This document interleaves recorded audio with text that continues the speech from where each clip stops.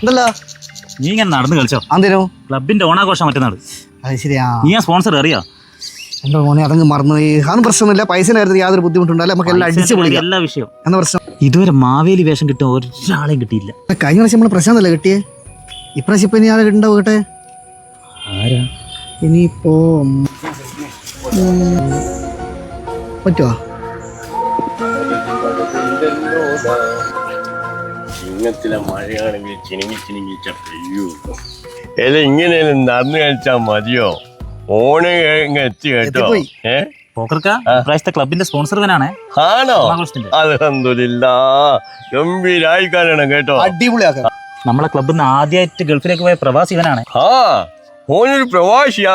എന്റെ മോനെ, ഓനെ കൊണ്ടൊന്ന് അധികം ചെലവായിപ്പിക്കണ്ട കേട്ടോ. നമുക്ക് എല്ലാവർക്കും കൂടി ഒത്തൊരുമയോട് കൂടിയിട്ട് പരിപാടി ഗംഭീരാക്കാം. നിങ്ങൾക്കൊരു കാര്യം അറിയോ? മാവേലിയും ഒരു ഗൾഫുകാരനും തമ്മിൽ ഒരു ബന്ധമുണ്ട്. അതെന്ത് ബന്ധാ പോക്കർക്ക? രണ്ടാളും പ്രവാസിയാ. മാവേലി എങ്ങനെ പ്രവാസിയായി? ഈ രണ്ടു പേരും ഇഷ്ടമില്ലാതെ നാട് വിട്ടു പോകേണ്ടി വന്നവരാ.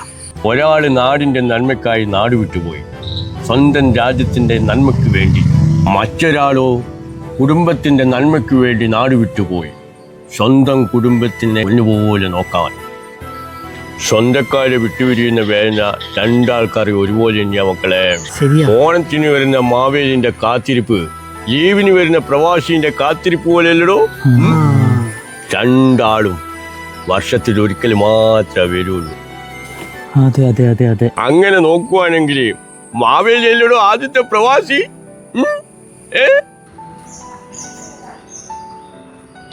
ഓണമെന്നാൽ ആഘോഷം മാത്രമല്ല, ഒരു നാടിന്റെയും ഒരു കുടുംബത്തിന്റെയും കൂട്ടായ്മയുടെയും ഒത്തുചേരലാണ്. അസ്സലാമു അലൈക്കും. പോക്കർക്ക് പറഞ്ഞതിൽ കാര്യമുണ്ട്. ഇനി ഇങ്ങേരായിരിക്കോ ശരിക്കുള്ള മാവേലി?